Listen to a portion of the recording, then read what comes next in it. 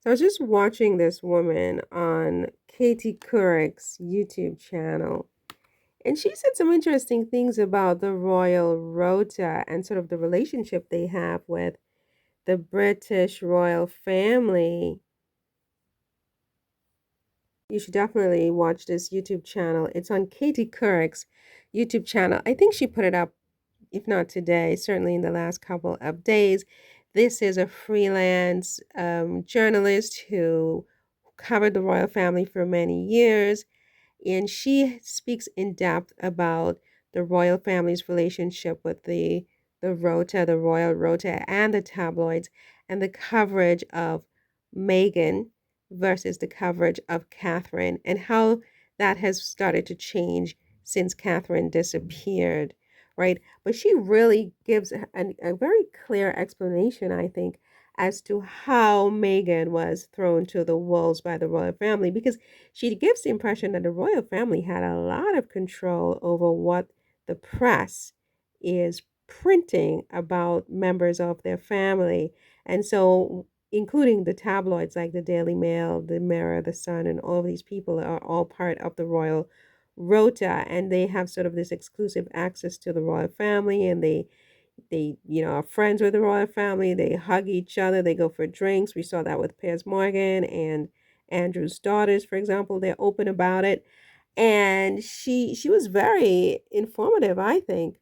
People come to my reporting for is because I'm not in the royal rota. I'm not in the group of reporters who exclusively cover the royal family every day and interact with the royal family, and as such have to depend on the royal family for access and have to moderate their coverage sometimes. So as an American, as an outsider, so to speak, I look at not only the royal family, but how the royal family is covered by the media, because that's a really important part of the story. The royal family media ecosystem is really different from just about any other type of reporting in the world. There is a group of reporters known as the Royal Rota. They're all from UK based outlets, and they are the royal family reporters on the beat in the UK, going around with the members of the royal family to all of their different events. The Royal Rota was started as sort of a security and access thing. All of these reporters are accredited, and sometimes when members of the royal family do events, you're going to really small places, so you can't fit the dozens, maybe even hundreds of reporters who'd like to cover the royal family into that room.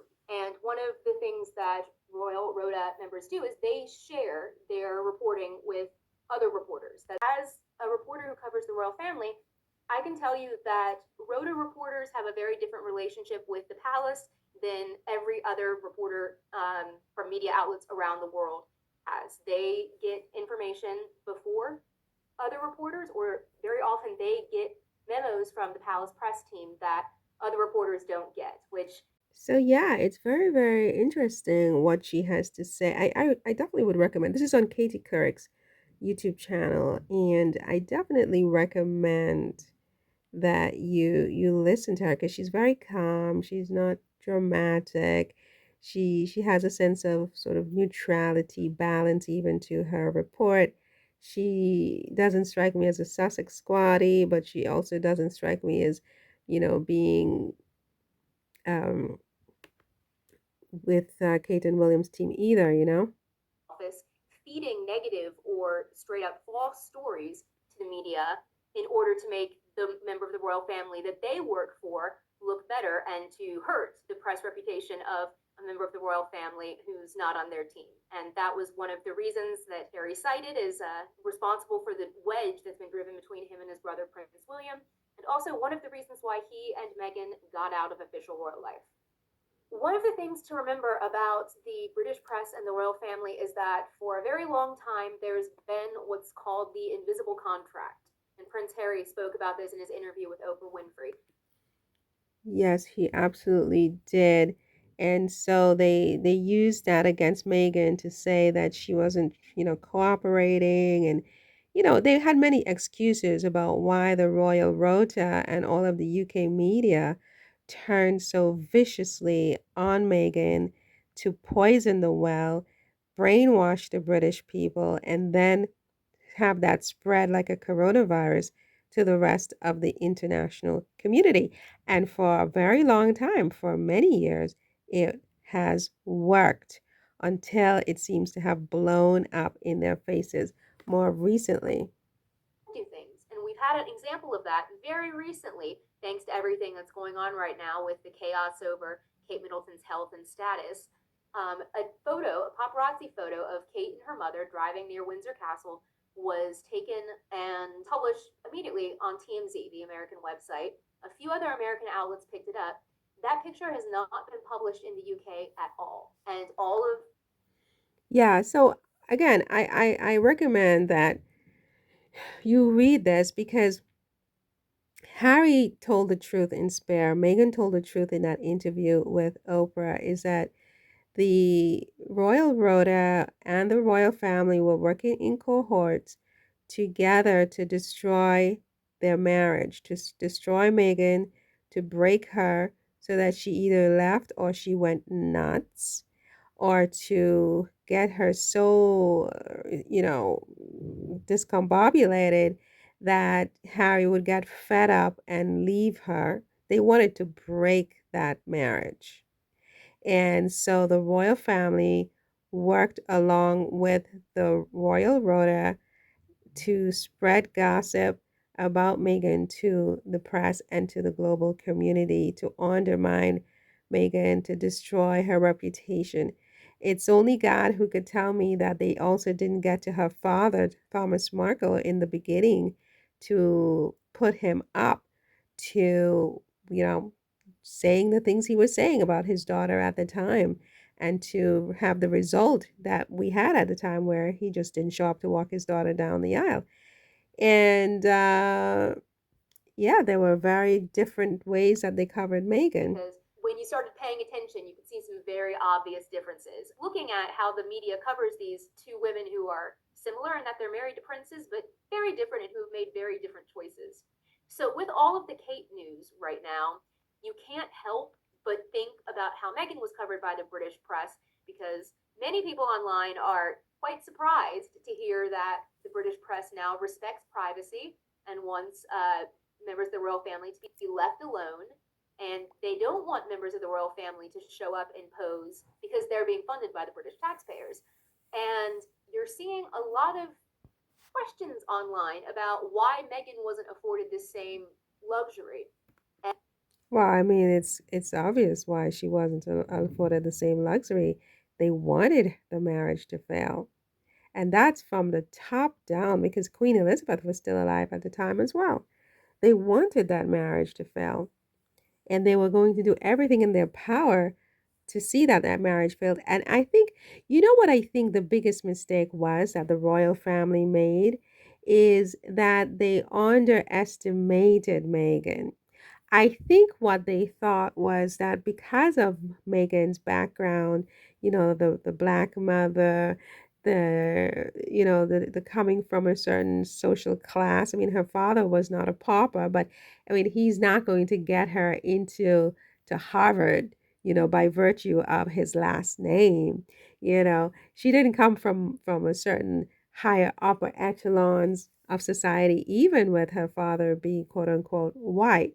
So they just thought Megan was so low beneath them, right, that she would be easy. So they didn't put as much effort as they should have in making sure that their tactics and strategies worked and achieved the objective of getting her out.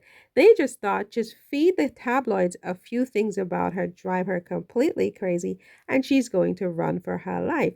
Now, one could say that she did run for her life, but not in the timing that they thought, not in the way that they thought. She ran, but strategically, right? She secured herself housing from friends in Canada and then friends in America, very high powered friends. Then she bought her house, her and her husband, and then they started signing deals and, making money to pay for it all. They thought just cut off Harry's money. Don't give him an allowance, right? Because the gold digger is not getting a dime of our money. That's what they did. That's what they said. Even though just yesterday I didn't even approve a comment calling Meghan a gold digger, among other things, right? So they really thought it would be easy to get rid of Meghan. And they did get rid of her, but I don't think it was the outcome they anticipated. They thought she would crumble up and just die, just implode. But they made her stronger because she's a seed, as she has said repeatedly, right? And she has intelligence, she's smart. And so she was able to twist things around to her benefit.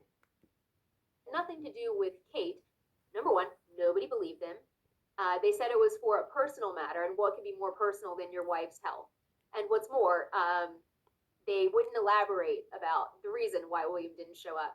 So that was what really kicked off the current media chaos and online chaos that we're in. People started paying attention, and that's when people started noticing that, there really hadn't been very much coverage of this. What's going on? That's a little weird. Like, aren't other people curious about what's going on with Kate?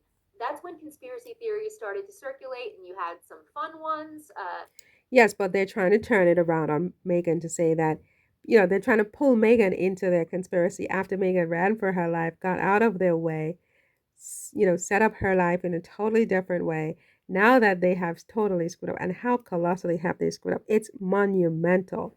This screw up by William and Kate is monumental and consequential, I think, as well. I mean, I would be surprised if not only if they, accede to the throne or whatever the word is it accede? Ascend, maybe. Ascend to the throne. I always say accede to the throne, to a treaty or something. Ascend to the throne. And if they do ascend to the throne, how long they last. Because this thing is so consequential. It just calls everything into question. Nobody believes anything they had to say. Nobody respects them. They have made the monarchy, they brought the monarchy so low, like just like so low that I don't see, even with the royal rota trying its best to obfuscate the truth, to hide the truth, to conceal. They're only in dribs and drabs are some of them coming out and talking against this, what appears to be happening here with Kensington Palace's scandals. Most of them are mum, and they're hoping that this will go away. And they're hoping that if they twist this around and attack Meghan with their long lens cameras from across the pond, that somehow it's going to change the narrative. I mean, when you have other royal families in Europe making fun of them, Italian newspapers making fun of them, French news agencies banning them and saying, look, we don't, comparing them to Korea, we don't believe anything they say. New York Times, I mean, everybody is talking about them. I don't see how Kate and William come back and how they last, even if they do um, ascend to the throne. And you can thank the Royal Rota for that and their relationship with that Royal Rota from the very start that set all of this in motion.